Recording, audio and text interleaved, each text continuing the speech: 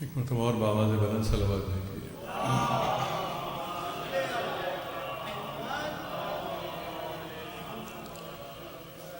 اعوذ باللہ السمیع العلیم من الشیطان اللعین الرجیم، بسم اللہ الرحمن الرحیم، الحمد للہ الذی ہدانا لہذا وما كنا لنهتدي لولا أن هدانا الله لقد جاءت رسل ربنا بالحق والصلاة والسلام على النبي الأمي الخاتم لما سبق والفاتح لمن غلق المعلن الحق بالحق أبي القاسم محمد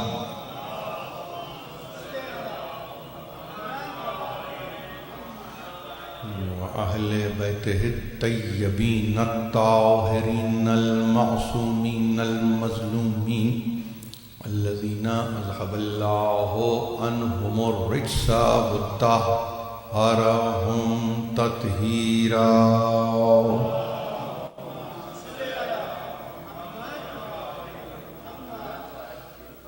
سامعین محترم، یہ 4 روزہ برنامہ ہے اور اس میں مجھے مدعو کیا گیا، بڑی نوازش اور بڑی عنایت۔ جیسے کہ ابھی آپ نے یہ سنا، ہمارے محترمی قمر عباس جعفری صاحب یہ فرما رہے تھے کہ بالمشافہ سننے کا موقع۔ بہرحال اس سے کوئی اختلاف تو نہیں ہے، لیکن میں یہ سمجھتا ہوں کہ مجالس کے تعلق سے کم از کم اگر یہ رونق رہے اور اس میں آنے والے اس التزام اور اس اہتمام سے آئیں کہ جو آنے کے لیے طے کیے گئے ہیں، تو میں سمجھتا ہوں کہ یہ بزم اعضاء، یہ فرش مجلس ایک مرتبہ پھر آمادہ ہو جاتا ہے کہ ایسے موضوعات پر گفتگو کی جائے کہ جس میں براہ راست بولنے والے یعنی مقرر کا سامع سے تعلق ہو۔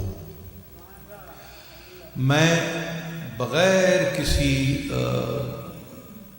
مقدمے کے آپ سے گزارش یہ کرنا چاہوں گا کہ ان 4 مجالس میں ایک عنوان کو پیش نظر رکھیں، اور وہ عنوان بہت ہی عقلانی اور انتہائی ریلیونٹ، خاص طور پر 10 محرم کے بعد ہو جاتا ہے، بشرطے کہ نگاہ میں قرآن ہو۔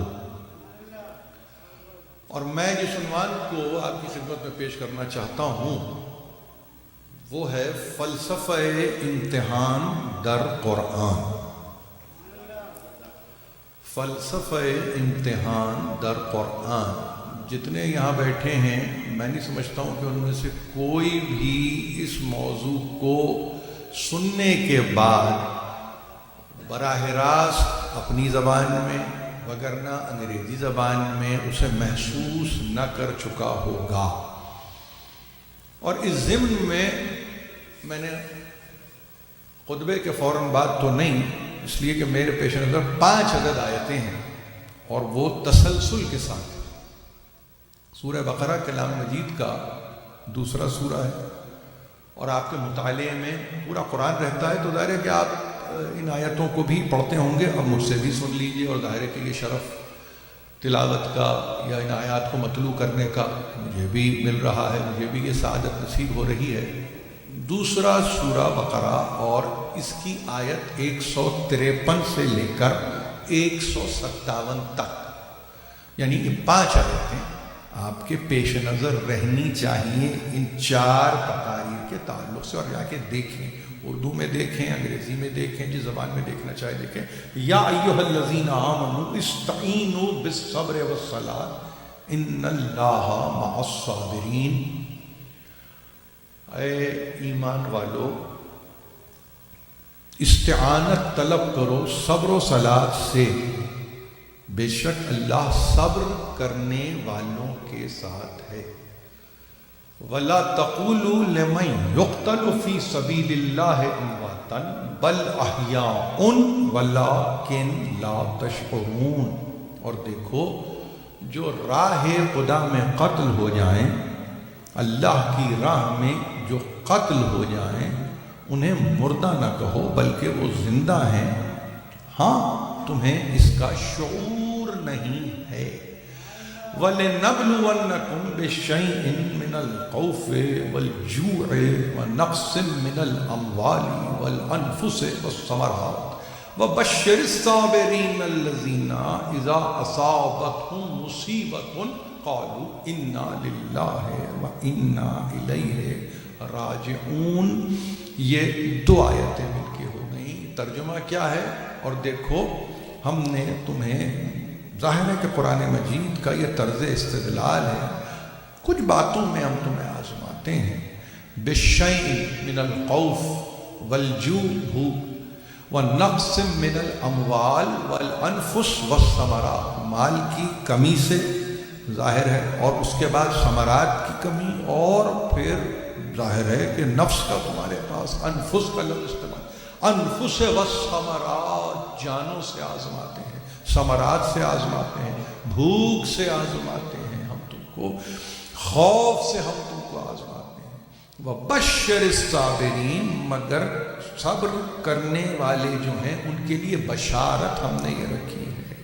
اذا اصابتہم مصیبت، جب ان پر مصیبت، مصائب، آلام، رنج، اندوہ، غم، تکلیف، ناراحتی، سارے لفظ ترجموں میں رکھے ہوئے ہیں کہ جب ان پر آ کر پڑتی ہے کیفیت تو کچھ نہیں کہتے سوائے اس کے انا للہ وانا الیہ راجعون. اور اس کے بعد آخری آیت اولئک علیہم صلوات من ربہم ورحمہ وَأُولَٰئِكَ هُمُ الْمُهْتَدُونَ. یہ ہے وہ کہ جن پر اللہ کی طرف سے صلوات بھی ہے، رحمت بھی ہے، اور یہی وہ ہیں جو ہدایت یافتہ ہیں. یہ 5 آیتیں ہیں بقرہ کی. اس کو جا کے دیکھیں گے، اس پہ آپ اگر غور کریں، خاص طور پر جب انگریزی کا ترجمہ آپ پڑھتے ہیں اور میر احمد علی کے ٹرانسلیشن کو دیکھیے. میں نے ہمیشہ کہا ہے میں اس ٹرانسلیشن کو اس لیے پریفر کرتا ہوں کہ وہ under the supervision, under the guidance of آغا الحاج آیت اللہ مرزا مہدی پویا علی اللہ مقامہ کے براہ راست سپرویژن میں چونکہ ٹرانسلیشن ہوا ہے، اور ان کی جو نگاہ ہے انگریزی پہ، عربی پہ، فارسی پہ، اور ظاہر ہے کہ اردو زبان پر، اس سے تو کسی کو اختلاف ہو ہی نہیں سکتا. تو اگر اس کو آپ ملاحظہ فرمائیں گے تو وہاں پہ اس پورے چیپٹر بقرہ، اور جب 153 کے بعد سلسلہ شروع ہوا تو انہوں نے سیکشن ہی اس کا الگ کر دیا تاکہ سمجھنے والوں کو سمجھنے میں آسانی ہو کہ موضوع کیا ہے. دیکھیے، قرآن مجید کے پڑھنے کے مختلف طریقے ہیں. آپ کے پاس ایک طریقہ تو یہ ہے جو مولانا مودودی کا طریقہ ہے، وہ ہر چیپٹر یعنی ہر سورے کے شروع میں اس پورے سورے کی تلخیص پیش کر دیتے ہیں، یعنی کہ اس سورے میں کیا مطالب بیان کیے گئے ہیں. یہ ان کا طریقہ ہے، یعنی وہ انٹرو لکھتے ہیں، انٹرو لکھ دیتے ہیں سورے کا. تو اس میں یہ ہوتا ہے آپ کو کہ اب آپ کو سورے کو کمپارٹمنٹل کرنے کی ضرورت نہیں ہے، آپ کو سیکشنل کرنے کی ضرورت نہیں ہے. آپ ایک گو میں، روانی میں آپ پورے سورے کے متعلق جان لیتے ہیں کہ مثلا اس سورے کے موضوعات کیا ہیں، اس سورے کے مطالب کیا ہیں، اس میں بیان کیا کیا گیا ہے. ایک تو یہ طریقہ ہے. کچھ ایسے آپ کو تراجم ملیں گے کہ جہاں پہ یہ، اب ظاہر ہے کہ اس کو آپ وزڈم سمجھیے ترجمہ کرنے والے کی، حکمت سمجھ لیجئے ترجمہ کرنے والے کی، اور اس میں یہ دیکھیے کہ کس کی رہنمائی شامل رہی ہے ہے تو وہاں اور آسان کر دیا جاتا ہے اس انداز سے کہ جہاں پہ اگر میں آپ سے عرض یہ کروں کہ مختلف آیتوں یعنی آیتوں میں ایک عدد کلسٹر فارم کر دیا اور اس کے بعد یہ کہا کہ یہ آیت یا یہ آیتیں اس موضوع کو ڈیل کر رہی ہیں یا یہ ہے موضوع ان آیتوں کے تعلق سے. یہ دوسرا طریقہ ہے قرآن کو آسان کرنے کے لیے، جس کو کہا نا کہ قرآن کی فہمائش کو آسان بنانے کے لیے، آسان کر دینے کے لیے انہوں نے کہا کہ ذرا سا اور دلچسپ بھی ہو جاتی ہے بات، جالب بھی ہو جاتی ہے بات، ظاہر ہے کہ رک رک کے توقف کر کے ٹھہر کے پڑھنے کا بھی اپنا ایک لطف ہے، اس لیے کہ فقط تلاوت ہی نہیں ہے بلکہ اس کے ساتھ ترجمہ بھی آپ کے سامنے ہے. میں نے اس لیے یہ آپ کی خدمت میں معروضہ پیش کیا ہے تاکہ جب آپ جا کے دیکھیں گے تو اردو زبان میں آپ کے پاس میں نے کیا کہہ دیا، جو مثلا بین الفریقین ایک مستند ترجمہ مانا جاتا ہے وہ تفہیم القرآن ہے. آپ کا اختلاف ہو سکتا ہے، نظری اختلاف ہو سکتا ہے، آپ کا عقیدے میں اختلاف آپ کا ہو سکتا ہے، مگر خاص طور پر اس زمانے میں اگر آپ اٹھا کے دیکھیں تو ہمارے برادران اسلامی میں یہ ایک بہت ہی یوں سمجھیے کہ مروجہ ترجمہ اس کو کہا جا سکتا ہے کہ یہ رائج ترجمہ ہے. ترجمے تو شاہ عبد القادر سے شروع ہوئے ہیں، لیکن جہاں اس زمانے میں آپ آتے ہیں جہاں آپ یہ کہتے ہیں کہ بھائی زبان کو آسان کس طرح سے کیا جائے قرآن کے تعلق سے، تو اس میں ان کا بڑا دخل ہے صاحب تفہیم قرآن کا. میر احمد علی کا انگریزی ترجمے کے تعلق سے ایک بات عرض کر دوں کہ اس میں آپ کو فقط یہ نہیں ہے کہ وہ ترجمہ ہے اور آپ یہ کہیں ٹیکسچول ٹرانسلیشن نہیں، یا ایڈیومیٹک آپ یہ کہیں کہ وہ ٹرانسلیشن ہے نہیں، بلکہ یا وربل ٹرانسلیشن ہے نہیں، بلکہ اس میں کیفیت یہ ہے کہ چونکہ حواشی بھی قائم کیے گئے ہیں، جیسے فٹ نوٹ آپ کہتے ہیں، تو وہاں پہ ذرا سی آسانی ہو جاتی ہے کہ اس میں بعد میں تھوڑی سی گہرائی اور گہرائی پیدا ہو جاتی ہے، اور اس کے نتیجے میں آپ آج بھی جب پڑھتے ہیں تو آپ کہتے ہیں اچھا تو گویا سورہ نور کا انٹروڈکشن یا سورہ نور کے تعلق سے آغاز میں یہ نوٹ لکھا گیا ہے، یا سورہ صافات کے تعلق سے آپ یہ کہیں کہ اینجلز کے تعلق سے یہ نوٹ مل رہا ہے، اسی طرح بقرہ کے تعلق سے. ظاہر ہے کہ یہ چیزیں آپ کو ملتی چلی جائیں گی. میں نے یہ بات اس لیے عرض کی کہ جب آپ پڑھیں تو آپ کو لطف آنا چاہیے کہ ہم کس موضوع پر گفتگو کر رہے ہیں. اب آ جائیے کہ ان آیتوں کو سامنے رکھ کر ایک بات کو ابتدائے قرآن میں طے کر دیا. میرا عنوان آپ کو یاد ہے، فلسفہ امتحان در قرآن. اب اس کو انگریزی میں the philosophy of trial and test in Quran کہہ دیجیے. آپ جو ترجمہ چاہے کر لیجئے، جیسے آپ کی نظر ہو ویسے ترجمہ ہو. بہرحال انگریزی زبان محدود ہے، اپنی فکر میں محدود ہے، نہ صرف فکر محدود ہے، اظہار فکر میں بھی محدود زبان ہے. اظہار فکر میں نہیں، اظہار فکر میں بھی محدود زبان ہے. اس کو حتمی نہ جانیے، اس کو تھوڑا سا آگے بڑھائیے. انگریزی فائنل یعنی قرآن کا کوئی ترجمہ انگریزی کے تعلق سے فائنل نہیں ہوتا، بلکہ کسی زبان کا بھی نہیں ہوتا ہے. لیکن انگریزی میں چونکہ ہم اردو پڑھنے بولنے سمجھنے والے لوگ ہیں تو وہاں پہ ہمارا اختلاف اور بڑھ جاتا ہے. لیکن جہاں فقط تفہیم انگریزی کی ہو رہی ہے تو وہاں ذرا سا اطمینان ہو جاتا ہے کہ اچھا یہ بہتر ہے، ٹھیک ہے. میں یہ بات اس لیے عرض کر رہا ہوں کہ ابتدائے قرآن میں سورہ بقرہ جو ابھی دوسرا ہی سورہ ہے، حمد کے بعد آنے والا دوسرا سورہ ہے، اور باعتبار نزول مدنی سورہ ہے، مکی سورہ نہیں ہے. جب یہ بات آپ تک پہنچی تو آپ یہ دیکھیں گے کہ امتحان کے تعلق سے، آزمائش کے تعلق سے، پرکھنے کے تعلق سے، جانچنے کے تعلق سے، سمجھنے کے تعلق سے، ٹیسٹ کے تعلق سے، ٹرائل کے تعلق سے، یہ وہ پہلی پانچ آیتیں ہیں قرآن میں. پہلی کا مطلب پہلی دوسری تیسری نہیں، یعنی موضوع کے اعتبار سے یہ پہلی 5 آیتیں ہیں کہ جہاں پر گفتگو ہو رہی ہے. فقط امتحان کی گفتگو نہیں ہو رہی ہے بلکہ نصاب امتحان کی گفتگو ہو رہی ہے. یہ میری بات کو ذہن نشین کیجیے. دیکھیے آج آپ کسی بچے کا امتحان لینا چاہیں تو بچہ کہے گا کہ آپ نے پہلی بات تو یہ بتائیے کہ پڑھایا کیا ہے جس کا آپ امتحان لے رہے ہیں. آپ کسی کا لفظ استعمال کریں کہ تمہارا ٹیسٹ ہوگا، کس چیز کا؟ ایسا تو نہیں ہو سکتا کہ آپ یہ کہیں کہ کچھ بتایا نہیں، کچھ پڑھایا نہیں، کچھ سمجھایا نہیں، کچھ بتلایا نہیں، مگر ہم تمہارا امتحان لیں گے. کہیں ممکن نہیں ہے. یعنی اگر میں آپ سے کہوں کہ یہ عقلی طور پر یعنی اس کو آپ یہ سمجھ لیجئے کہ یہ ایبسرڈ ڈیمانڈ ہے کہ آپ کسی کو نہ بتلائیں اور کہیں میں تمہارا امتحان لوں گا. تو اس کا مطلب کیا ہوا؟ نصاب امتحان کیا ہے؟ اب نصاب امتحان کریکولم کیا ہے؟ اگر آپ یہ امتحان لے رہے ہیں تو اس کا کریکولم تو بتاؤ کہ اس کا کریکولم کیا ہے۔ اس کا مطلب یہ ہے کہ کم از کم مجھے یہ بتلا دیا جائے کہ کس بات کے لیے میں تیار رہوں کہ جس کے نتیجے میں مجھے امتحان دینا پڑے۔ ظاہر ہے کہ یہ عقلی گفتگو ہے، اور قرآن صاحبان عقل ہی سے گفتگو کرتا ہے، کسی اور سے تو گفتگو نہیں کرتا۔ اگر صاحبان عقل سے گفتگو کر رہا ہے تو فقط ایسا تو نہیں ہے کہ آپ یہ کہیں کہ اچانک امتحان کی منزل پہ ڈال دیتا ہے، اچانک آزمانے کی منزل پہ لے آتا ہے، اچانک اس کو پرکھنے کی منزل پہ لے آتا ہے، اچانک وہ اس کو ٹیسٹ اینڈ ٹرائل یا ٹرائل اینڈ ٹیسٹ پہ ڈال دے گا۔ نہیں، ایسا نہیں کرے گا جب تک کہ اسے آمادہ نہیں کرے گا۔ یہ آمادگی اس وقت ممکن ہے کہ جب عقل پوری طرح ساتھ دے رہی ہو۔ جہاں عقل ساتھ نہیں دیتی وہاں آمادگی نہیں ہوتی، جہاں آمادگی ہی نہیں ہے وہاں پہ امتحان کے کیا معنی رہ جاتے ہیں۔ لہذا ایک بات کو اور ذہن نشین کر لیجئے، آپ کو پیدا کرتا ہے، آپ کو مخلوقات میں اشرف بناتا ہے، اور اس کے بعد آپ کو یہ کہتا ہے کہ دیکھو اطاعت بھی میری ہے، بندگی بھی میری ہے، دیکھے دل ہوش بندگی بھی دیا، انتہا ہے یہ آزمانے کی۔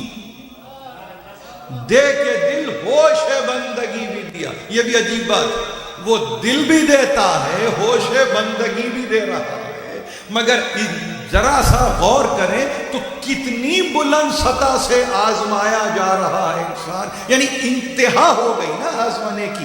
دو ایسی چیزوں کو دے رہا ہے جن کا براہ راست کوئی تعلق نہیں بنتا، مگر ایک صورت ہے بالراست، اور وہ صورت یہ ہے کہ دل دے رہے ہیں۔ دل وہ ہے کہ جس کو آپ قلب کہتے ہیں، قلب بھی تم کو قلب بصیر دے رہے ہیں۔ ہم ایسا قلب دے رہے ہیں کہ جو روشن قلب ہے، منور قلب ہے، جیتا جاگتا قلب ہے۔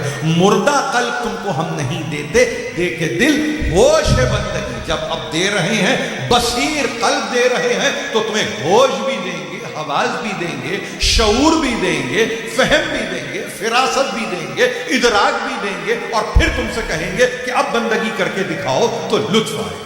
یہ ہے وہ میتھڈالوجی جس کا قرآن میں بڑی وضاحت سے تذکرہ کیا۔ میں نے قبلہ گاہی کے ایک شعر کو پڑھ دیا، اور عجیب بات ہے اس شعر کو میں نے ان کی کسی غزل سے پڑھ دیا۔ اب چونکہ رخ حیات ان کا معین ہے تو آپ کو شعر میں بھی رخ حیات نظر آتا ہے۔ جہاں رخ حیات معین نہ ہو تو وہاں یہ کہتے ہیں یہ غزل کا شعر ہے، یہ سلام کا شعر ہے، یہ ربائی ہے، یہ قطع ہے، یہ مرثیے کی بیت ہے۔ لیکن جہاں رخ حیات، اس کا مطلب یہ سب سے کٹ کے ایک کے ہو رہا ہو، اس کو کہتے ہیں رخ حیات۔ ادھر ادھر دیکھے بغیر اپنے مرکز کو، اپنے ماوا و ملجا کو، اپنی منزل کو اپنے پیش نظر رکھو، اپنے پیش نگاہ رکھو، اس کو کہتے ہیں رخ حیات۔ یونی ڈائریکشنل ہونا مشکل نہیں ہے، پرابلم نہیں ہے، اس میں کسی قسم کی تکلیف نہیں ہے، آزار نہیں ہے، مگر فقط دنیا کے لیے یہ ہے کہ اچھا تو آپ یوں سمجھیے کہ ایک ہی طرف دیکھتے ہیں۔ بھائی ایک ہی طرف دیکھنا ہے، ورنہ تو اطراف ہیں، اور اطراف کا مطلب جوانب ہیں۔ جوانب کا مطلب یہ ہے کبھی ادھر دیکھوں کبھی ادھر دیکھوں۔ وہاں تربیت قبلے کی طرف راست کر کے یہی تو کی گئی۔ تربیت میں قبلہ اس لیے قبلہ ہے کہ پہلی بات تو یہ کہ کیا خدا نہیں جانتا کہ جس طرف منہ پھیرے اس طرف اس کا رخ ہے؟ بالکل ہے، لیکن ہم چاہتے ہیں کہ تم تعمیل حکم کرو، اور تعمیل حکم رسول کے احکام میں ایک حکم ہے کہ اب رخ کس طرف ہوگا۔ تو جس کا رخ قبلے کی طرف ہو جاتا ہے تو اس کا رخ حیات بھی معین ہو جاتا ہے۔ جس کا رخ حیات معین ہو جاتا ہے تو پھر وہ دائیں بائیں کی خبر نہیں رکھتا، اور عبادتوں میں تو ہمارے پاس یہ گنجائش بھی نہیں ہے کہ کبھی ہم دائیں دیکھیں کبھی ہم بائیں دیکھیں۔ ہم نہیں دیکھتے، ہم مستقیماً استقامت کے ساتھ اپنے آپ کو یکسو رکھتے ہیں۔ ابراہیم کے لیے کہا ہے نا کہ وہ یکسو ہے۔ یکسو کا مطلب کیا ہے؟ یکسو کا مطلب یہ ہے کہ رخ حیات اس کا معین ہے، اور جب رخ حیات معین ہے تو ظاہر ہے کہ وہ عین فطرت ہے، عین فطرت ہے، اور جب عین فطرت ہے تو پھر اسی دین کو لانے والے کے لیے کہا گیا کہ دیکھو یہ ابراہیم کچھ نہیں ہے سوائے اس کے کہ تمہیں دین حنیف لا رہا ہے، تمہارے لیے ایک حنیف دین لا رہا ہے۔ دین حنیف کے کوئی اور معنی نہیں ہے بلکہ سوائے اس کے کہ سب سے کٹ کے ایک کے ہو جاؤ، سب سے کٹ کے ایک کے ہو جاؤ، کسی اور کے پھر نہ رہ سکو۔ یہ انسان کی تربیت ہوئی۔ جب آغاز میں یہ تربیت ہوئی تو وہاں پہ میں آپ سے عرض کروں کہ اس تربیت میں ایک نصاب بھی دیا گیا، ایک کریکولم بھی دیا گیا، زندگی گزارنے کا نصاب۔ نصاب اس کو ملتا ہے جو بانصیب ہوتا ہے، جہاں نصیب نہیں ہوتا وہاں نصاب بھی نہیں ہوتا۔ نصیب کا مطلب کیا ہے؟ قسمت۔ نصیب کا مطلب کیا ہے؟ حصہ۔ نصیب کا مطلب یہ ہے پورشن۔ نصیب کا مطلب یہ ہے کہ جو کچھ تمہیں دیا جا رہا ہے وہ تمہارے حوالے کیا جا رہا ہے، اور اس میں اب یہ بتاؤ کہ جو تمہارے حوالے کیا گیا کیا تم نے اپنے آپ کو اس میں کامل و اکمل بھی کیا یا نہیں؟ آ جائیے ابتلا کی منزل، آ جائیے امتحان کی منزل۔ آج کی حد تک ظاہر ہے کہ ہم شب جمعہ میں تھے، کچھ اعمال آپ نے کیے، بجا لائے۔ میں سمجھتا ہوں کل کے تعلق سے اس مجلس کا وقت ذرا سا مختلف ہوگا، یا شاید یہی ہوگا، مجھے نہیں معلوم، لیکن یہ شب جمعہ کے تعلق سے ظاہر ہے کہ آپ کی اپنی مصروفیت رہی، وگرنہ تو اعلان 8:30 بجے کا ہے اگر میں غلط نہیں ہوں۔ اب بہرحال جب بھی مرد میں حاضر ہوں خدمت کے لیے۔ گزارش یہ ہے، دیکھیے بڑی سیدھی سی بات آپ سے عرض کروں کہ پہلی چیز، یعنی اس کو میر احمد علی نے اپنے سیکشنل جب ترجمہ کرتے ہوئے اس کو ہارڈسٹ ٹرائل کا ٹائٹل دیا ہے، یعنی مشکل ترین امتحان، سخت ترین آزمائش، انتہائی کٹھن منزل ابتلا ہے۔ یہ 5 آیتوں میں جو آپ کے سامنے ظاہر ہے کہ میں نے رکھ دی ہیں۔ اب وہاں پر پہلی ہی چیز ہے جو کہ کنٹروورشل ہو سکتی ہے، یا ایھا الذین آمنوا، اے صاحبان ایمان۔ اب سوال یہ پیدا ہوتا ہے، ہر آدمی اپنے اپنے مقام پر کھڑے ہو کر استحقاق کو جتلا رہا ہے کہ یہ ہم سے گفتگو ہو رہی ہے۔ ہر شخص اپنے مقام پہ کھڑا ہو جاتا ہے اور یہ کہتا ہے کہ ہم سے مخاطبہ ہے، گفتگو تو ہم سے ہو رہی ہے۔ اے ایمان والو، اے ایمان والو، اے ایمان والو۔ اب خدا بہتر جانتا ہے کس کا ایمان ثابت ہے، کس کا ایمان پختہ ہے، کس کا ایمان محکم ہے۔ یہ ایمان کیسے پرکھا جاتا ہے؟ یہ کس کے ایمان پر کس کے ایمان کو پرکھا جاتا ہے؟ محک میں کس کا ایمان ہے؟ کسوٹی کس ایمان پر کسی جا رہی ہے؟ وہ کون سا ترازو ہے جس پر کہ یہ کہا جا رہا ہے کہ اس کو کہتے ہیں ایمان؟ اب ایمان ایسا ہو تو پھر جو تعصی کریں، جو اتباع کریں، جو پیروی کریں، جو اس راہ پر چلیں، وہ کون ہے؟ یا ایھا الذین آمنو۔ مجھے بس یہ بتایا ہے ان مفسرین نے کہ جن کا تعلق اس گھرانے عصمت و عفت و طہارت سے ہے، جس کو محمد و آل محمد کہتے ہیں۔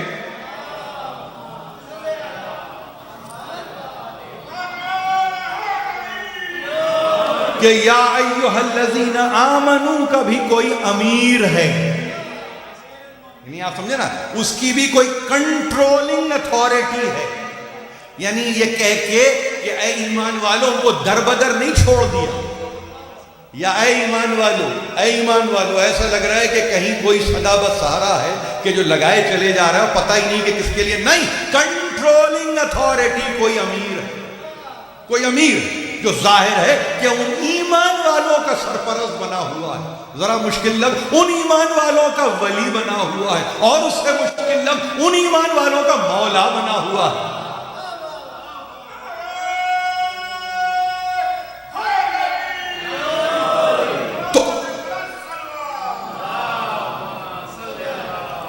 یہ بڑی اہم، نوجوانوں کے لیے میں بڑی اہم بات کر رہا ہوں۔ بزرگ اس سے بالکل اپنے آپ کو مبرہ کر لیں گفتگو سے، تبرکن بیٹھے ہوئے ہیں اور ترحم کا جذبے کی صورت میں ظاہر ہے، دعا میرے وہ حق میں کرتے ہیں، میں ان کا شکر گزار ہوں۔ لیکن نوجوان جو یہاں بیٹھے ہیں اور جو کہیں سن رہے ہیں وہ ذرا غور سے سنیں۔ دیکھیے میں نے کہا ہے کہ نصاب امتحان تو بتاؤ پہلے، اگر آپ نصاب امتحان کو طے کریں گے تو ممتحن کون ہے؟ امتحان جہاں ہوگا وہاں ممتحن بھی تو چاہیے بھائی۔ ممتحن کا مطلب امتحان لینے والا، آپ سمجھ رہے نا، امتحان لینے والا کون ہے؟ تو اگر آیت شروع یہاں سے ہو رہی ہے اور مفسرین اور ترجمہ کرنے والے یہ کہہ رہے ہیں کہ یہاں سے ٹیسٹ اینڈ ٹرائل یا ٹرائل اینڈ ٹیسٹ، جس طرح سے بھی آپ اس کو رکھنا چاہیں رکھیں، مگر امتحان و آزمائش و ابتلا کا تذکرہ کرنے والے جہاں سے کرتے ہیں تو وہ کہتے ہیں یہ پہلی آیت بڑی امپورٹنٹ ہے، جبکہ نہ اس میں کسی مصیبت کا تذکرہ ہے، نہ کسی آفت کا تذکرہ ہے، نہ کسی زحمت کا تذکرہ ہے، نہ کسی مقاتلے کا تذکرہ ہے، نہ کسی مجادلے کا تذکرہ ہے، نہ کسی مباہلے کا تذکرہ ہے، بلکہ اس میں کل گفتگو یہ کی گئی ہے تمہارا یہ نصاب ہے، تمہارا یہ کریکولم ہے to appear in the examination. تو اب اگر آپ کو یہ یہاں تک لفظ سمجھ میں آ جائے اور یہ فکر سمجھ میں آ جائے تو اور آگے بڑھ جاتے ہیں۔ تو اے ایمان والے، اس کا مطلب یہ ہے کہ ایمان والوں کے لیے کوئی تو ایگزامپل ہو، کوئی تو مثال ہو۔ آپ یہ کہہ رہے ہیں ایمان والو یا ایھا الذین آمنوا استعینوا بالصبر والصلاۃ، استعانت لو صبر سے صلاۃ سے، ان اللہ مع الصابرین، مثال کوئی نہیں۔ قرآن ایسی کتاب ہو سکتی ہے؟ آپ کہیں گے کہ بھئی قرآن میں مطلب وہ بعوضے کی مثال دے رہا ہو، وہ نحل کی مثال دے رہا ہو، وہ مچھر مکھی کی مثال دے رہا ہو، اور جب وہ مثال دیتا ہے تو وہ کہتا ہے کوئی چھوٹی مثال نہیں دیتا ہو، وہ چھوٹی مثال نہیں دیتا۔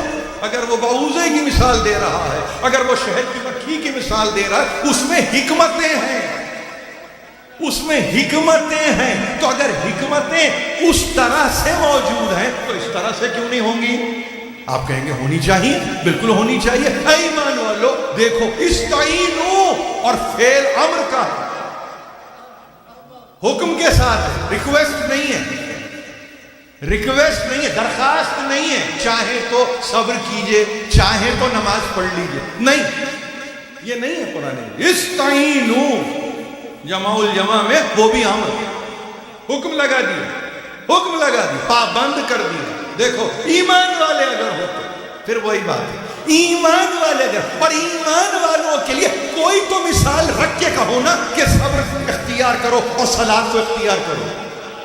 ایمان والوں کے لیے کوئی مثال ہی نہیں، تو اب مجھے بتاؤ صبر مجسم کہاں نظر آئے گا؟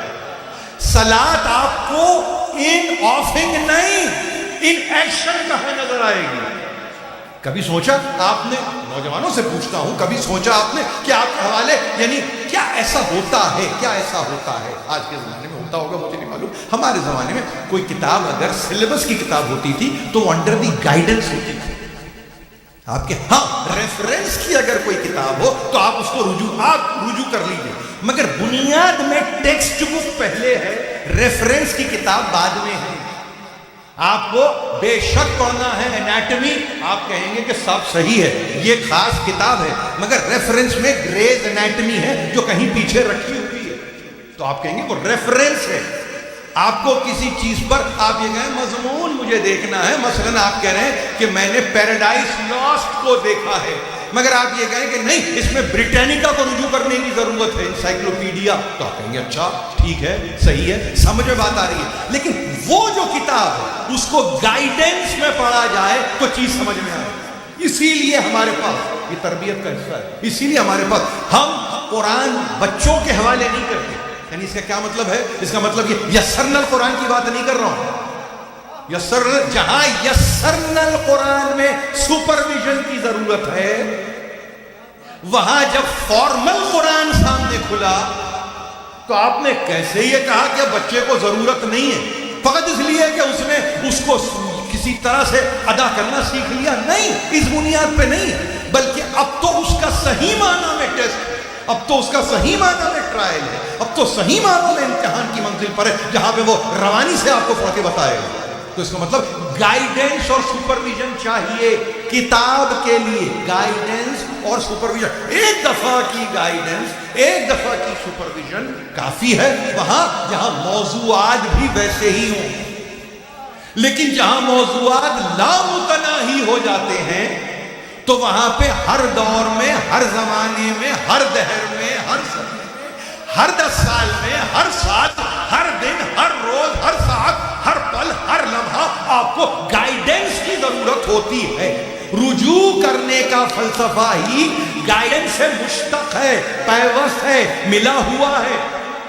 گھبراہٹ وہاں ہوتی ہے جہاں پر مادر پدر آزاد انسان ہو کر یہ سمجھتا ہے اب رجوع کرنے کی ضرورت نہیں ہے. لیکن آپ کے فلسفے کی گفتگو نہیں کر رہا ہوں, آپ کے علم کی بات نہیں کر رہا ہوں, آپ کی خلقت میں رجعت ہے, پلٹ کے جانا ہے. جس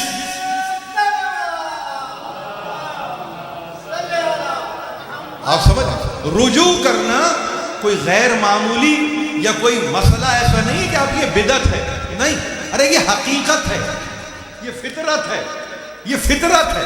کتنے دن کے لیے, 65 برس کے لیے, پھر رجوع کرنا ہے. یہ رجوع کرنے کے معنی کیا ہے؟ پلٹ کے جانا. پلٹ کے جانے کا مطلب کیا ہے؟ اس کا مطلب یہ شرافت حسب و نسب ہے کہ جہاں انسان یہ کہے کہ ہاں جہاں سے آیا ہوں وہاں جا رہا ہوں. ایسا تو نہیں تھا کہ کہیں سے آیا ہی نہیں تھا تو نہیں معلوم کہاں جاؤں گا.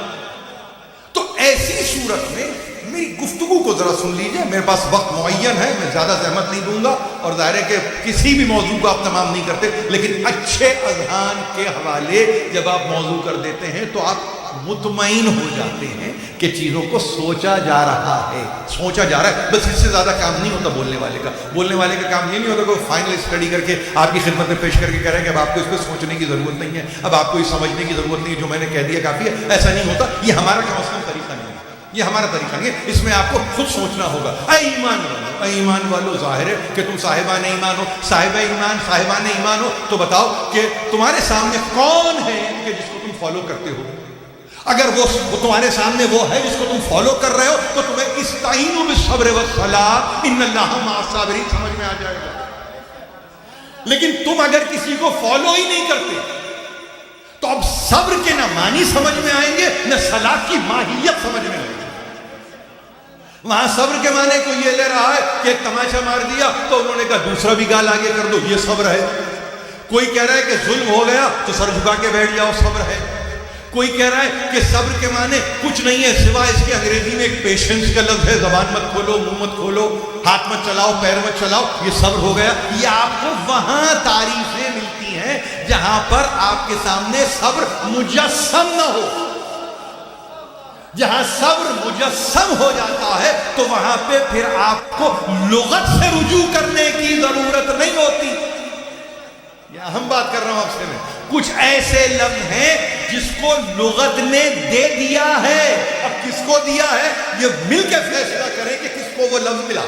مثلا آپ نے کہا صبر, صبر یعنی اگر بہت بڑا قرآن کا یعنی اسٹوڈنٹ ہے تو کہے گا صبر ایوب, یعنی اس کا مطلب یہ ہے کہ آپ کو صبر مجسم کر دیا حضرت ایوب کی ذات میں. آپ نے سے کے لیے آج لفظ دیا وفا تو آپ کہیں گے مجسم ہو گیا حضرت ابو الفضل میں.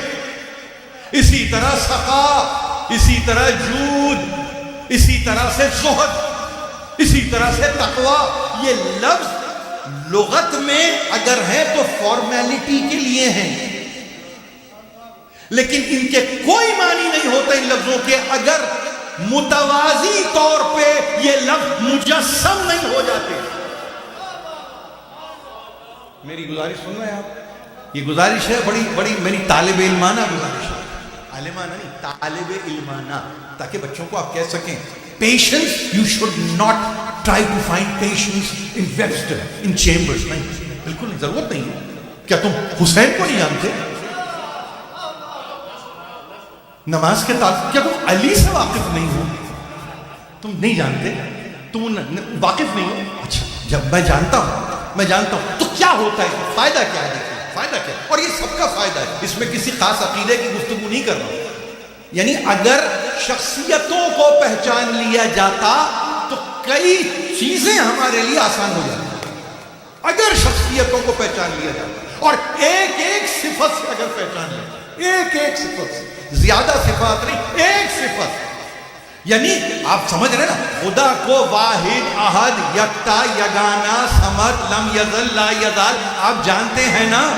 تو اس کا مطلب یہ پوری صفات یہ طے کرا رہی ہیں نہ میرے ہوش میں آ سکتا ہے, نہ میرے حواس میں آ سکتا ہے, نہ میرے ادراک میں آ سکتا ہے, نہ میرے فہم میں آ سکتا ہے, نہ میری فراست میں آ سکتا ہے, آ ہی نہیں سکتا. اس لیے کہ میں نے واحد تو دیکھا, احد کہیں نہیں دیکھا. آپ سمجھیں؟ تو اگر یہ صورتوں کے ساتھ انسان ذرا سا آگے بڑھے تو آپ کہیں کہ اچھا استعانت لو صبر سے، مدد مانگو صبر سے، مدد مانگو صبر سے۔ اب اگر صبر سے مدد مانگو تو پوچھئے نا صبر سے مدد کیسے ملتی ہے؟ لفظ صبر کو لغت میں تلاش کر کے مدد مانگیے۔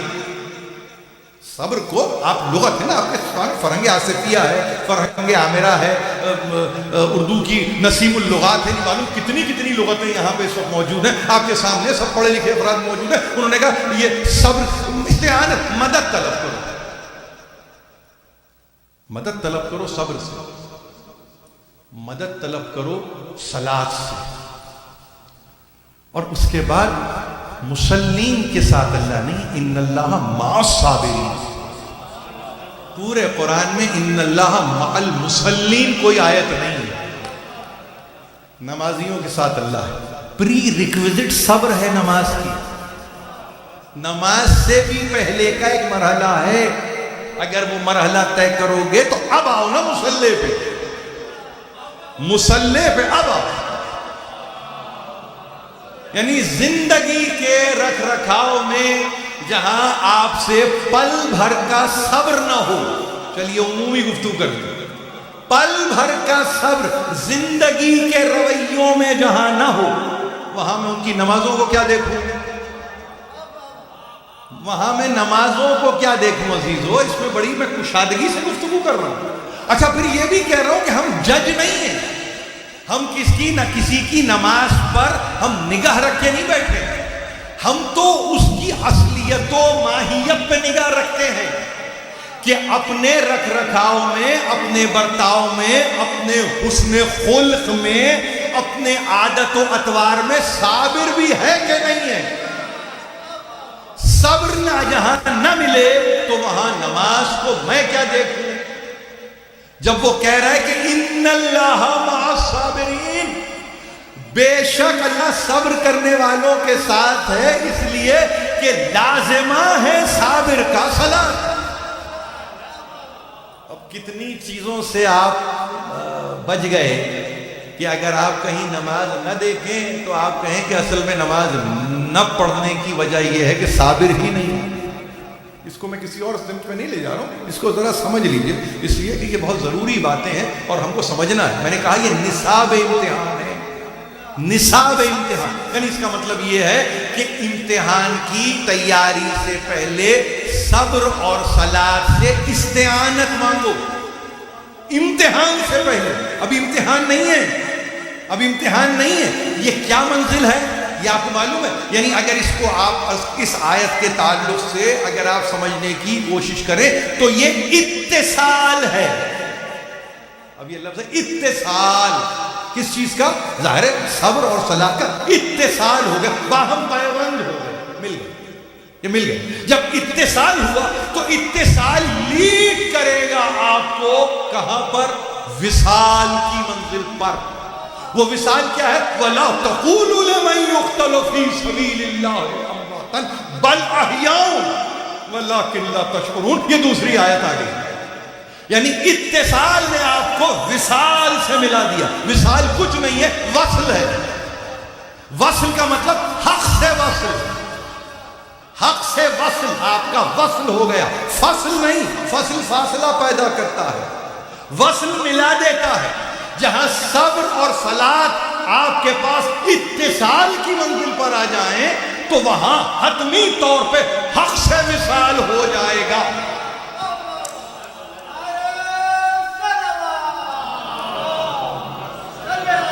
تو اب جب حق سے وصال ہوگا تو خبردار، وَلَا تَقُولُوا لِمَن يُقْتَلُ فِي سَبِيلِ اللَّهِ، خبردار، کبھی نہیں، ہرگز نہیں، بالکل نہیں، نہ کہنا جو مر جائے فی سبیل اللہ، اللہ کی راہ میں جو مر جائے۔ دیکھو اموات نہیں، وہ احیاء ہیں۔ وہ موت تم سمجھتے ہو ان کو موت آ گئی، زندگی ختم ہو گئی؟ نہیں، حیات تو شروع ہوئی۔ بل احیاء، جی رہے ہیں، جی رہے تھے نہیں، وہ جی رہے ہیں، ہاں، وَلَٰكِن لَّا تَشْعُرُونَ، بس یہ ہے کہ تمہیں شعور نہیں ہے۔ اس کا مطلب یہ ہے کہ اس میں بھی ایک گریجویشن کی گنجائش ہے فہم انسانی کو. فہم انسانی کے لیے گریجویشن کی گنجائش ہے. اس کا مطلب یہ پیچھے سے کسی کو سمجھنا ہوگا تاکہ تمہارے شعور میں اضافہ ہو, تمہارا شعور بلند ہوتے رہے. جب تک تمہیں صابر مجسم نظر نہ آئے, جب تک تم کو کوئی مصلی ایسا سمجھ میں نہ آ جائے, اس وقت تک تمہاری سمجھ میں نہیں آئے گا کہ تم کس منزل پر ہو. اس لیے کہ یہ دو کیفیتوں کے بعد اگر وہ مر رہا ہے تو وہ موت سے ملحق نہیں ہوتا, وہ تو اب جی رہا ہے. بس اتنا ہے کہ تمہیں شعور نہیں ہے. ہمارے پاس انگریزی بات میں بات آ رہی ہے دماغ میں بھی, بلکہ یوں سمجھیے کہ یہ بات ہے حافظہ بھی اگر میرا اپنی جگہ تازہ ہے تو انگریزی کا ٹرانسلیشن کے جارج سیل, اگر آپ کو یاد ہے 18 سینچری, اور اگر میں آپ کو یہ بتا سکوں کہ 1740 کے لگ بھگ ان کا سن وفات ہے, اور جارج سیل کی تاریخ وفات اگست کی 22 تاریخ. ذرا سا دیکھیے, اس کو بھی دیکھیے, میرے حافظے کو آپ چیک کیجیے, اچھا لگے گا مجھے. اور یعنی 3 برس پہلے, اپنے انتقال سے 3 برس پہلے انہوں نے القرآن آف محمد یہ انگریزی میں ترجمہ کیا. یہ ترجمہ ہوا, ظاہر ہے کہ اس ترجمے کو انہوں نے انسپریشن ان کے پاس تھی لیٹن سے, جو ترجمہ ہو چکا تھا لیٹن سے اس کا ترجمہ. اب اگر لیٹن سے ترجمہ کیا تو ان کے پیش نظر یا تو وہ لاطینی ترجمہ تھا جس کے نتیجے میں القرآن آف محمد آیا. آپ سمجھ رہے ہیں, یہ القرآن یہ کے سے ہے, کیوں سے نہیں ملے گا, القرآن آف محمد. اور ویسے ہی میں بھی اس کو پروناؤنس کرنے کی کوشش کر رہا ہوں, حالانکہ یہ اس طرح نہیں کرنا چاہیے, مگر میں سے بھی بتانے کے لیے کہ یہ موجود ہے آپ کے سامنے ہے. انہوں نے کہا کہ اچھا یہ ترجمہ ہے, انہوں نے لاطینی زبان کو سامنے رکھا, اور دوسرا ان کے سامنے جو مینوسکرپٹ آیا وہ بیضاوی کا ہے, انوار التنزیل و اسرار التعویل, یہ بیضاوی کی تفسیر ہے. اور ظاہر ہے کہ بیضاوی کی تفسیر کا مطلب یہ ہوا کہ وہ شافعی مسلک کے ہیں. اگر وہ شافعی مسلک کے ہیں تو آپ کو معلوم ہونا چاہیے تھاٹ میں اشعری ہیں. جب یہ دو چیزیں مل جاتی ہیں تو طبیعت میں تشیع کہاں رہے گا, طبیعت میں محبت کیسے رہے گی, طبیعت میں حب محمد و آل محمد کیسے رہے گا, ہے نا, آسان کر رہا ہوں آپ کے لیے میں. تو اب اس میں کیا ہوا, ان کے پیش نظر ایک مینوسکرپٹ وہ بھی آ گیا. جب وہ آیا تو انہوں نے ٹیکسچول ترجمہ کرنا شروع کر دیا, اس لیے کہ قرآن مجید کا انہوں نے کہا کہ بھائی جو جیسی گفتگو ہو رہی ہے ویسے ہی اس کا ترجمہ کر دیا جائے, اور وہ کافی ہے. لیکن وہ کافی اس لیے نہیں ہوا کہ انہوں نے جو بات سن رکھی تھی اسی فی سبیل اللہ کے ضمن میں اسلام اسپریڈ ود the sword, ظاہر فی سبیل اللہ, اللہ کی راہ میں. تو اس کا جو ترجمہ کر سکتے تھے وہ اپنی تفہیم میں, ظاہر ہے کہ یہ ریفرنسز کو سامنے رکھ کے انہوں نے کہا بزور شمشیر اسلام کی اس طرح سے ہوئی. اور اس کے نتیجے میں کیا ہوا, نان مسلم کمیونٹیز جو تھی, یہ ان کا اپنا ایک وہ ہے باقاعدہ پورا ایک تھیسس ہے جس کو انہوں نے کہا کہ جب یہ پھیلا ہے شمشیر کے زور سے تو نان مسلم کمیونٹیز جو ہیں, غیر مسلم کمیونٹیز جو ہیں, ان کو اس طرح سے دعوت اسلام دی گئی. اب یہ سرسری اگر آپ اس جملے کو پورا پڑھیں تو اس میں بڑی شرافت کہنے لگے تلوار کے زور سے پھیلتا ہے, with the sword اسلام پھیل رہا ہے, with the sword ان میں نان مسلم کمیونٹیز میں. بہت اچھا لگ رہا ہے نا آپ کو, ظاہر ہے انگریزی میں ہوتی تو کچھ چیزیں ذرا سی یوں سمجھیے کہ چمک دمک اطراف میں ہو جاتی ہے, ذرا بارڈر اچھا بن جاتا ہے. اب جب یہ بن گیا تو انہوں نے کہا کہ ہاں, مگر اس میں پھر یہ ہوا کہ ظاہر ہے کہ اسلام کو پھیلنا تھا, اور یہ اس طریقے سے اسلام پھیلا, اور اس طرح سے ترویج ہو, تبلیغ ہو, نشر و اشاعت اسلام اس طرح سے ہوئی. اب ان کو کون بتائے کہ اسلام کا پھیلنے میں ود دا سورڈ نہیں ہے, فیسنگ دا سورڈ ہے. فرق ہے. اسلام جو پھیلا ہے, ایک جملے میں بات کر رہا ہوں, یہ تلوار کے زور پہ نہیں بلکہ کہیں تلوار کے مقابلے پہ پھیلا. اس لیے کہ اگر آپ ان کے ان کے آپ اسٹینڈ کو مانیں کہ جس میں وہ کہہ رہے ہیں اس طرح سے، اور نان مسلم کمیونٹیز میں، غیر مسلم ماحول میں اگر اس طریقے سے پھیلا ہے تو پھر مسئلہ پیدا ہو جائے گا. وہاں پہ آپ سے پوچھنے والا آگے چل کے پوچھے گا، جو کہ سوال قائم کر دیا. آگے کی دنیا میں سوال قائم ہو گئے، تم نے بزور شمشیر مسلمان کیا. آج بھی اس کی باز گشت آتی ہے، آج بھی اس کی باز گشت ہے. ہندوستان بر صغیر، وہ متحدہ ہندوستان میں آج بھی ہم بھگتتے ہیں اس جملے کو، فقط اس لیے کہ کسی نے غیر ذمہ داری کا مظاہرہ کیا. اس کی اپنی تفہیم فی سبیل اللہ کی جو رہی، اس کے نتیجے میں آج تک مسلمان بھگت رہا ہے. اللہ کی راہ میں قتال کیا، مر گئے، مار دیا، قتل ہو گئے، مقتول ہو گئے، اور اس کے بعد یہ کہ اچھا اب دیکھو یہ اسلام اس طرح پھیلا. ارے بھائی اسلام اس طرح فیسنگ دا سورڈ. بڑے آپ کے لکھنے والوں نے لکھا کہ ایسے نہیں تھا، بمقابل شمشیر اسلام پھیلا ہے. بزور شمشیر نہیں، تلوار کسی نے پہلے اٹھائی تھی، تلوار کسی نے پہلے اٹھائی تھی.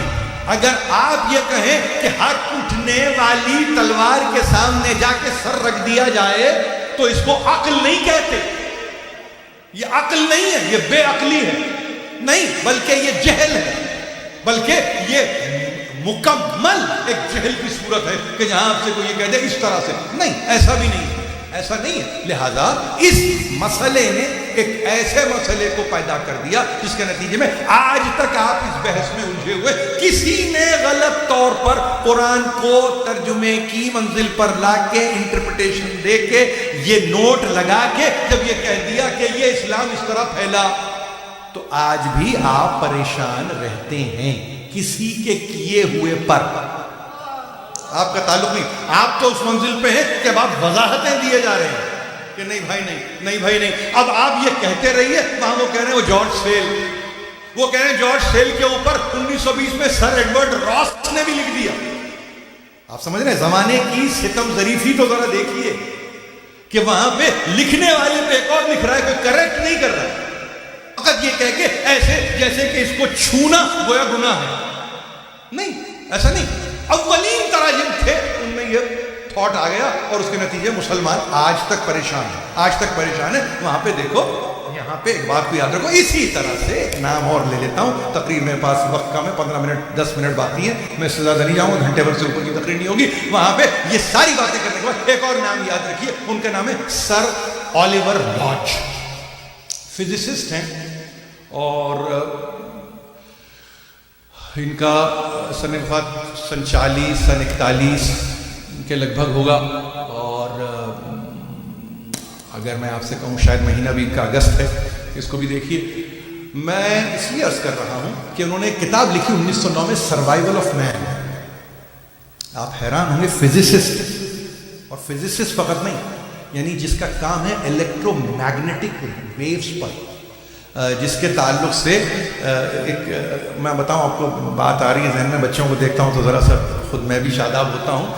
یعنی ایک کمپوننٹ تھا ریڈیو میں سنٹونک کے نام سے، جس کو آپ کہتے ہیں ٹیوننگ کا آلہ، پیٹنٹ ہے ان کا. اب دیکھیے، ایک آدمی فزسسٹ بھی ہے، الیکٹرو میگنیٹک ویوز پہ بھی کام کر رہا ہے، مورل اینڈ سوشل ایشوز کو بھی سامنے رکھتا ہے. اس کے بعد انسان پہ کام کرتے ہوئے 1933 34 35 تک، بلکہ 36 37 تک ان کی آخری کتابیں آ رہی ہیں، اور اس میں وہ اسپرچویلٹی پہ کام کر رہے ہیں، وہ ریزن اینڈ بلیف پہ کتاب لکھ رہے ہیں. اس کے ساتھ ساتھ وہ کہہ رہے سروائیول آف مین 1909 کی کتاب ہے.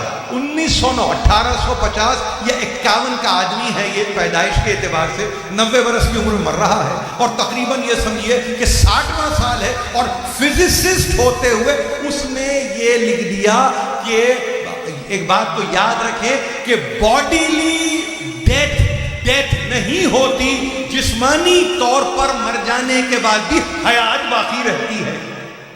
1909 میں جسمانی طور پہ ختم، لیکن اس کی ایگزسٹنس، اس کا وجود باقی ہے.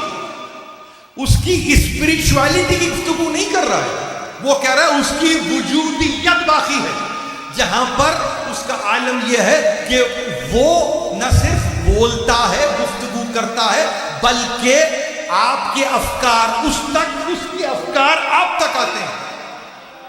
1909 ہو گئے 100 برس، توجہ دی کسی نے یا توجہ نہیں دی اس سے ہمیں دلچسپی نہیں ہے، مگر بس فرق یہ ہے میں ہوتا اس زمانے میں تو میں کہتا سر ذرا یہ بتائیے یہ انسپریشن کہاں سے آئی کہ باڈیلی اگر کوئی آدمی ایگزسٹ نہیں کرتا تو اس کی حیات کے معنی کہاں سے نکالے آپ نے؟ تو عجب نہیں، میں میری بات کو بہت غور سے سنیے، عجب نہیں کہ وہ شخص دن کی روشنی میں اگر نہ ہو تو نہ ہو، کم از کم رات کے اندھیرے میں آپ سے یہ کہتا کہ قرآن کو میں نے ایک دفعہ پڑھا اور اس آیت سے جب میں گزرا ہوں وَلَا تَقُولُوا لِمَن يُقْتَلُ فِي سَبِيلِ اللَّهِ أَمْوَاتًا بَلْ أَحْيَاءٌ، نہ کہو ان کو جو اللہ کی راہ میں مارے گئے وہ مردہ ہیں بلکہ وہ جی رہے ہیں، تمہیں شعور نہیں ہے۔ لیکن ہم نے کبھی ان مصادر پر، ان اسانید پر کام ہی نہیں کیا، ہم نے کام ہی نہیں کیا، ہماری طبیعت ہی کچھ اور رہتی ہے، ہم کسی اور طرف زیادہ مصروف رہتے ہیں، ہم کام نہیں کرتے، لہذا کیا ہوا؟ نقصان ہوا۔ نقصان کس کا ہوا؟ ہمارا نقصان ہوا، کسی اور کا نقصان نہیں ہوا۔ کاش کہ کوئی پوچھنے والا ان سے پوچھ لیتا، کاش کہ پوچھنے والا پوچھتا کہ یہ بتائیے تو صحیح کہ آپ نے اس موضوع کو چنا تو کیسے چنا؟ اس مطلب یہ ہے کہ سروائیول آف مین میں یہ عقل و طمع کے نتیجے میں بچنے والا انسان نہیں ہے، یہ تغذیے کی وجہ سے بچنے والا انسان نہیں ہے، یہ کھانے پینے کے نتیجے میں رہ جانے والا انسان نہیں ہے، یہ حرارت و برودت کے نتیجے میں بچ جانے والا انسان نہیں ہے، یا کسی یہ چار دیواری اور چھت کے نتیجے میں بچ جانے والا انسان نہیں ہے، بلکہ یہ وہ انسان ہے کہ جو مرنے کے بعد بھی مفقود نہیں ہوتا، موجود رہتا ہے۔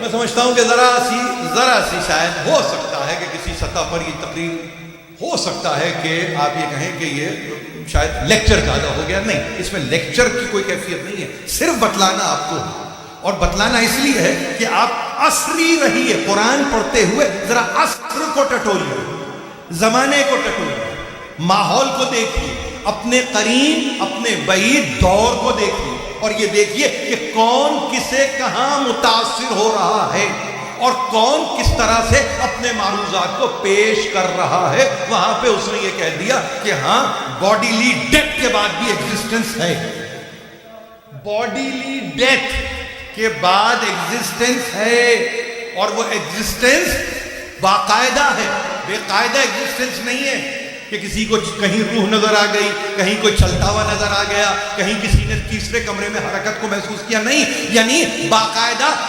رابطے کی صورت باقی ہے، رابطے کی۔ تو 1909 میں سر اولیور لاج اگر سروائیول آف مین لکھے تو میں متاثر ہو جاؤں، لیکن 1400 برس پہلے قرآن اگر یہی بات کر دے کہ وہ جیتے ہیں، وہ جی رہے ہیں، وہ زندہ ہیں، لا تحسبن الذین قتلوا فی سبیل اللہ امواتا بل احیاء عند ربہم یرزقون۔ گمان بھی نہ کرنا، کہنا تو چھوڑو دوسری بات ہے، ایک منزل پہ آگے چل کے آل عمران میں کہہ دیا گمان بھی نہ کرنا، تمہارے خیال میں بھی یہ بات نہ آئے، یعنی قرآن وہ جو خیالوں پہ پہرے لگا دے، تمہارے گمان میں یہ بات نہیں، تم کہیں سوچنا نہیں، سمجھنے کی بات تو بہت آگے کی ہے، سوچنا نہیں، گمان نہیں کرنا، کہیں تمہارے تخیل میں یہ بات نہ آ جائے کہ مر گئے، نہیں، اپنے رب کی ہندیت میں مرزوق ہیں، رزق پا رہے ہیں، مسلسل ان کو رزق مل رہا ہے،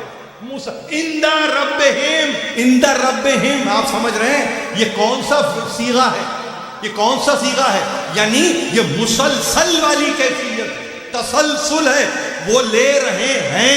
اگر رزق کو ترجمے میں اگر عند ربہم یرزقون کوئی کھانا سمجھ رہا ہے تو وہی سمجھ لے، وہی سمجھ لے کہ رزق کے معنی کھانے کے ہیں، تو کھا رہے ہیں، کون کھاتا ہے؟ جیتا ہے تو کھاتا ہے نا، مرتا ہے تو کھاتا نہیں ہے نا۔ تو اگر قرآن کو سامنے رکھیں تو قرآن تو آپ کے لیے اور آسان کر رہا ہے۔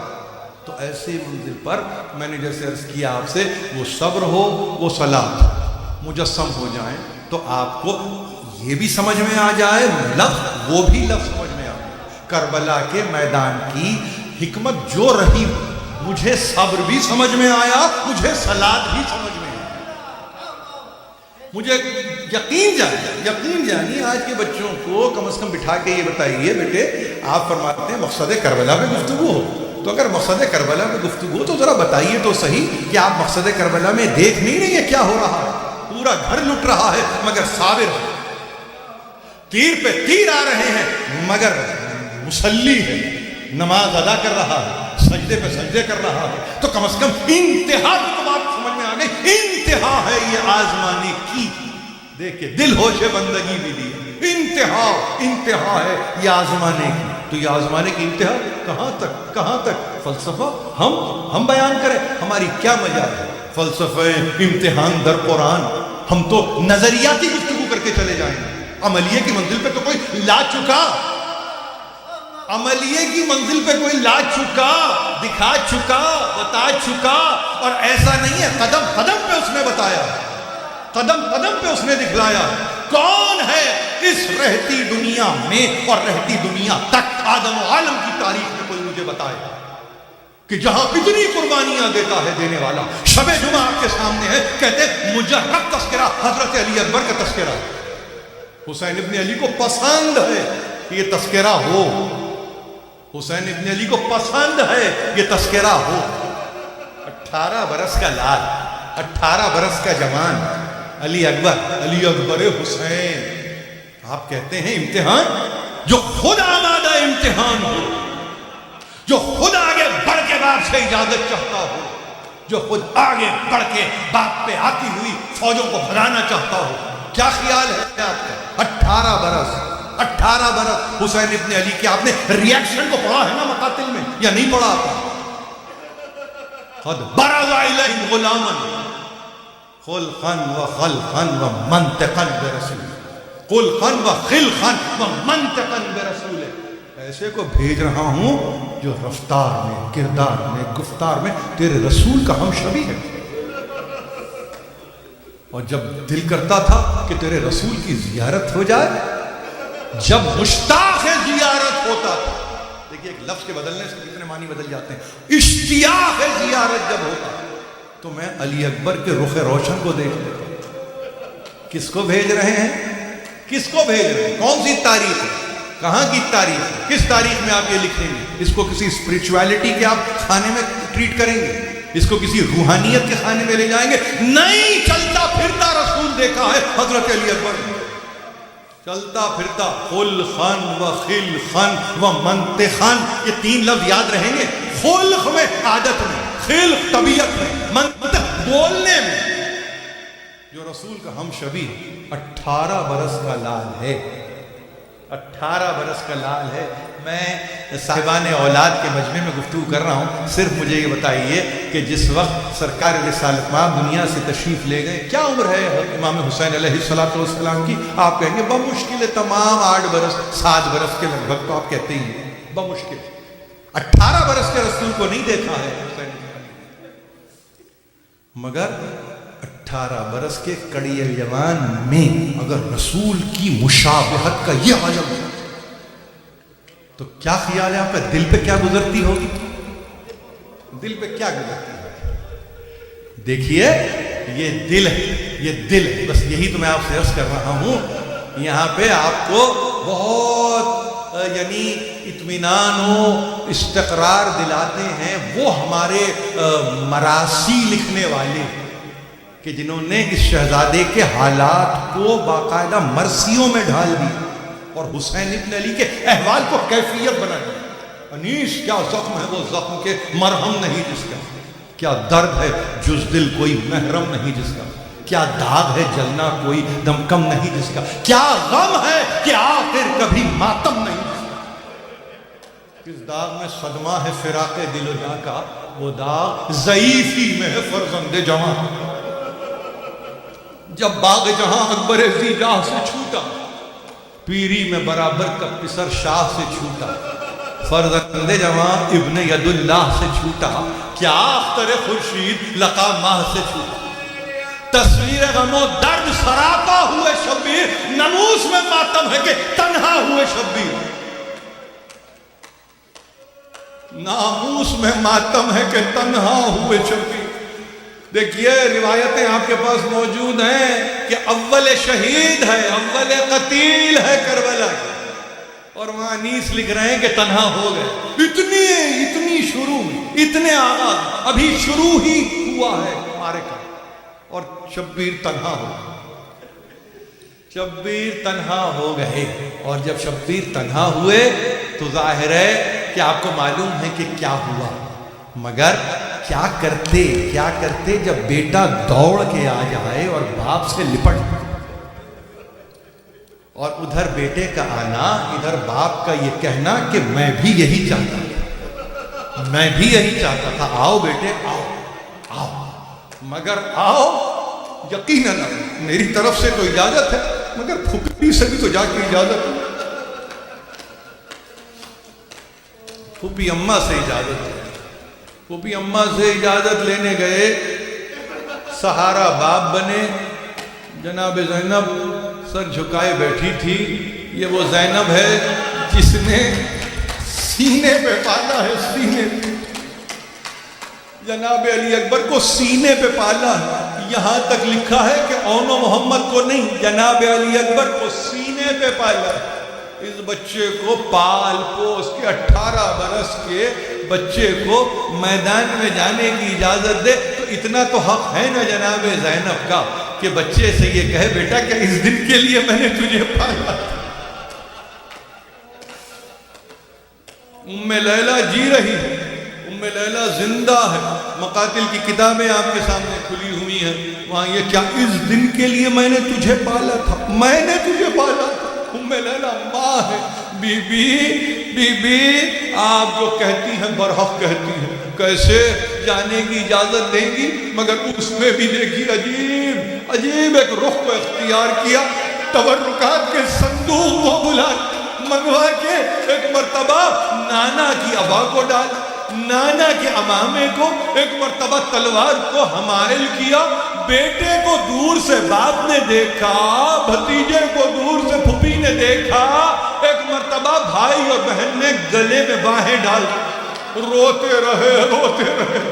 علی اکبر نہیں، سرکار رسالت مآب جا رہے، محمد عربی جا رہے، محمد عربی جا رہے ہیں، گئے علی اکبر، دیکھئے میں نے عرض کیا، گئے، اور اس کے بعد جب چلے ہیں، ان اللہ اصطفیٰ آدم و نوحا و آل ابراہیم و آل عمران علی العالمین ذریت بعضها من بعض واللہ سمیع علیم۔ ان آیتوں کی تلاوت کی، ایک کے بعد ایک آیتیں ہیں قرآن کی لکھی ہوئی ہیں کہ جہاں پر دشمنوں کے مقابلے کے لیے نکل رہے ہیں، تو یہاں پہ پشت فرس پہ بلند ہو کے بیٹے کی جنگ کو دیکھ رہے ہیں، کچھ دیر کے بعد دیکھا کہ بیٹا تلوار سے خون کی بوندیں ہیں کہ بہہ رہی ہیں، آ کے ایک مرتبہ باپ کے قدموں پہ سر رکھتا ہے، کلیجے سے لگا لیتے ہیں، رخ روشن کو دیکھا، علی اکبر کے رخ روشن کو دیکھا، نہیں معلوم کیا کیا یاد آیا، کیا کیا یاد آیا، بس اتنا بیٹے کا کہنا تھا، بابا العطش قد قتلنی، بابا یہ پیاس مارے ڈال رہی ہے، بابا ثقل الحدید اجہدنی، بابا یہ تلوار کی گرانی جو ہے بہت سخت ہو رہی ہے، بابا ذرا سا پانی مل جاتا نا تو اس فوج کو میں دھکیل کے رکھ دیتا، یہ فوج یہاں نظر نہیں آتی، بابا ساقی کوثر کا گھرانہ ہے، 18 برس کا علی اکبر پیاسا ہے، باپ سے پانی مانگتا ہے، اور وہ حسین ایک مرتبہ یہ کہے بیٹے میں پانی نہیں دے سکتا بیٹے، مگر آؤ ادھر آؤ، اپنی زبان کو میرے دہن میں ڈال دو، دہن میں زبان کو ڈالا، کھینچ لیا علی اکبر نے، یا علی اللہ اکبر کہہ کے ایک مرتبہ کہا کیا بات ہے، کیا ہوا میرے لال، کیا ہوا میرے لال، کہا نہیں بابا آپ کی زبان میں تو مجھ سے زیادہ کاٹے، خدا حافظ علی اکبر، خدا حافظ، جاؤ، میرے پاس کوئی روایت نہیں ہے کہ علی اکبر ملنے کے لیے کسی بی بی سے خیمے میں گئے ہو، ماں بھی شاید کہیں سے دیکھتی ہو، بیوی شاید کہیں سے دیکھتی ہو. گئے مگر بس اتنا کہہ کے گئے خدا حافظ بابا معلوم ہے حسین کو امتحان سخت امتحان کی منزل ہے. بس اتنا کہا محلن محلہ ولدی آہستہ جاؤ بیٹے آہستہ جاؤ. علی اکبر نے پوچھا بابا بھیجواتے بھی ہیں آہستہ چلنے کو بھی کہتے.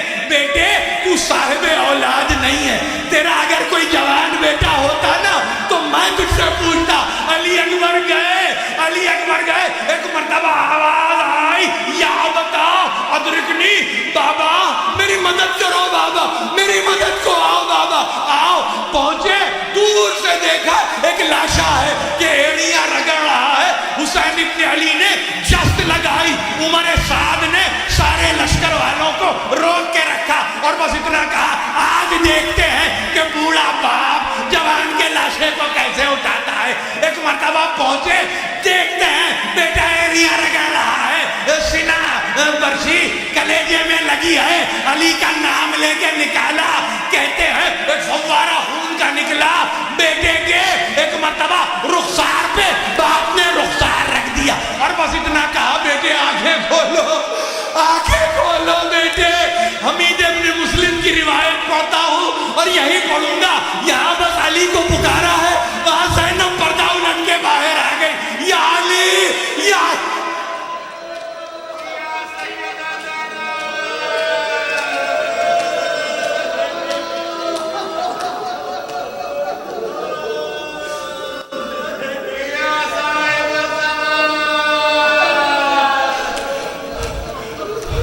حسین